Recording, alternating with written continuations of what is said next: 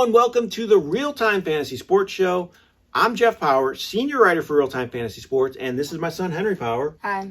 We're here today. We're going to talk about some draft day values. These are guys that we think bring good value to drafts with their current ADP, where they're going in drafts. A lot of drafts going on our site already, and we think some of these players here, we're each going to give you 3 players that we think can bring some good value with where they're being taken in drafts right now. Before I get to that, though, you can draft on our site right now if you want. Go to rtsports.com, click on the football link at the top of the page, and click on Money Leagues. You can see all the different leagues we have to offer and all the different times we're drafting. There's leagues going off every night, so you can sign up for a draft today, get in one of our best ball leagues or our All-American leagues. You can get in our Real-Time Fantasy Sports Championship as well. We have all different leagues to sign up for us. Go to rtsports.com, click on the football link, and then Money League. See all those leagues. And don't forget about our commissioner product as well. Host your league on our site. We do a great job with our commissioner product. We're here to help you along the way as well, setting up your league. Just call our customer service, drop them an email.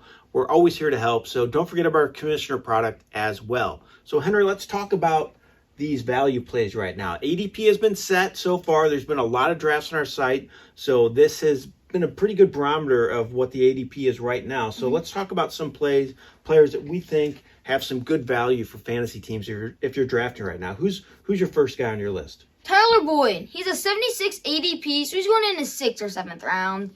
Boyd had his second straight 1,000-yard season, finishing 17th overall in fantasy receiver scoring. He set career highs in receptions and yards, and he had 4 100-yard games and 2 double-digit reception performances. And Boyd did this with some shaky quarterback play. Having Joe Burrow is a big plus, and new coach Zach Taylor is a huge addition for the offense. Don't be scared off of Boyd because A.J. Green is around, and the team drafted T. Higgins. Boyd is a top receiver to own in this offense. Yeah, I'm kind of excited about him. As long as their offensive line can hold up, that's my one concern. But I think Zach Taylor is going to be a great addition for this team, and they have some really good receivers. So I think this offense could be in store for some good things this year. All right, my first value play is Preston Williams. This is a guy I've been looking at in a lot of my drafts right now. I've been drafting a lot with Colton and the Wolfman. I'm on their show every week. I encourage you to listen to that on SiriusXM Radio. I always enjoy talking with those guys, but we've been doing drafts every week. And I've been taking Preston Williams a lot late in my drafts. He has an ADP of 148, so he's a 12th, 13th round pick. This guy was having a huge year last year. He was an undrafted rookie, but he was leading the way at receiver for the Dolphins before he suffered a torn ACL in week 9. If you play out his season over the course of a full season, if you play out his numbers, he finishes with 64 receptions for nearly 900 yards and 6 touchdowns. So he was getting it done. He gets a start from day 1 this year for Miami, and I think he has good value for fantasy teams right now, getting him late in drafts. That's the guy I've been targeting. Who's your next guy, Henry? Philip Lindsey. He has a 98 ADP, so he's an 8th or 9th round pick. Lindsey had a similar second season to his rookie year, finishing with 1,207 total yards and 7 touchdowns. He was 20th overall in fantasy running back scoring. He topped 1,000 rushing yards for the second straight season. Melvin Gordon is a lead back now, but Lindsey will still be in the mix. He will get his work, especially in third down situations, and as a change of pace back. Yeah, I like Lindsey too, Henry. I like that call. I think he has pretty good value at that point, getting him as a 3rd or 4th back. Because I still think he's going to get his work. I like that. So my next value play is Brashard Perryman with New York, the Jets. He has a 153 ADP, so much like Preston Williams, he's going to the 12th, 13th round of drafts. He had a career season last year, finally lived up to his potential, getting a chance to start for the Bucs. He had 3 straight 100-yard games to end his season and at least 70 yards 5 straight games. So he had career highs across the board in all his categories. Now he gets him moved to the Jets, be their number 1 receiver most likely, and lead that team in targets as well. So I think it's good value getting him late in drafts.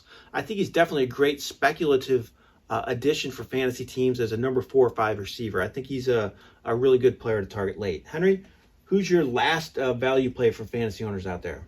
Eric Ebron. He has a 138 ADP. He's like the 18th tight end off the board. Ebron suffered an ankle injury last year, which impacted his season. He missed 5 games and played hurt in others.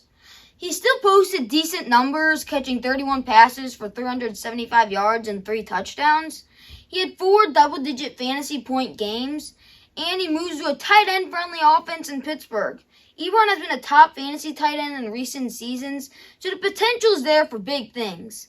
Great late round value for fantasy teams. Yeah, I agree. I like Ebron a lot this year. I really think he could be a top 10 fantasy tight end. Like that. All right, my last value play, Tevin Coleman. Kind of getting overlooked. He was a hotter pick last year. A lot of people thought he'd lead the backfield in San Francisco. It didn't happen. Right now his ADP is 112, so he's a 9th or 10th round pick. So he scored 7 times last year. It really saved his fantasy value, fantasy teams last year.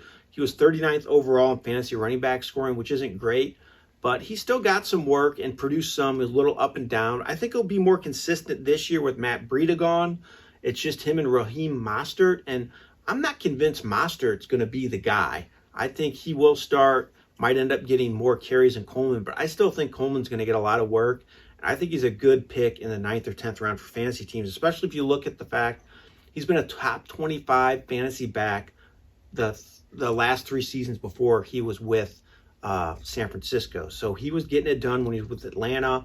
I think he could have a similar role with what he did with the Falcons this year with the 49ers. Since Breida's gone, it's just going to be Mostert and Coleman. So I like that. Henry, these are 6 great value plays for fantasy teams. Appreciate you coming on with me as always.